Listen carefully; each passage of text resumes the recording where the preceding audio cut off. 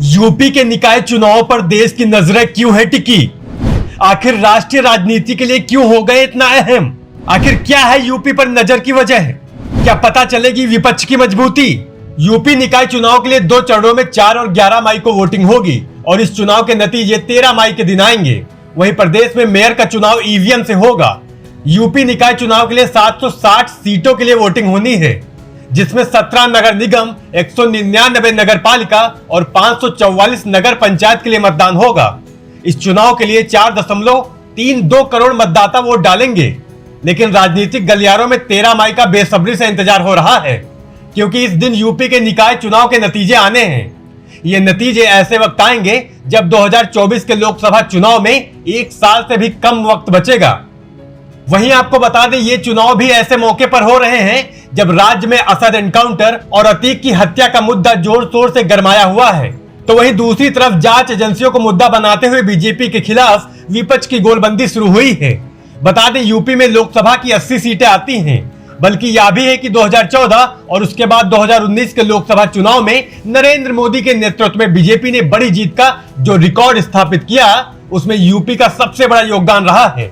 वहीं 2014 के चुनाव में 80 सीटों में से बीजेपी ने 73 सीटें जीती थी, तो वहीं 2019 के चुनाव में 64 सीट जीतने में वह कामयाब रही थी। यानी बीजेपी अगर 2024 के चुनाव में रिकॉर्ड जीत की हैट्रिक बनाने को बेकरार है, तो उसे यूपी में अपना पुराना प्रदर्शन बरकरार रखना होगा। कौन देगा बीजेपी को टक्कर?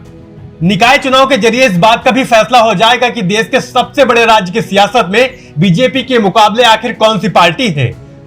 राज्य में विपक्ष के नाम पर समाजवादी पार्टी गठबंधन है, तो वहीं बहुजन समाज पार्टी राज्य की सियासी लड़ाई को त्रिकोणीय बनाए हुए है। 2012 से बीएसपी राज्य की सियासत में लगातार हाशिए पर सिमटती जा रही है। हालांकि 2019 के लोकसभा चुनाव में समाजवादी पार्टी के साथ गठबंधन में वह 10 लोकसभा सीट जीतने में कामयाब रही थी, तो वहीं 2022 के विधानसभा चुनाव में भी उसे 403 सीटों में से सिर्फ 1 सीट पर जीत मिली। अगर निकाय चुनाव में भी वह अपनी मजबूती ना पेश कर पाई, तो यूपी की सियासत में भी उसके लिए बहुत कुछ नहीं बचेगा।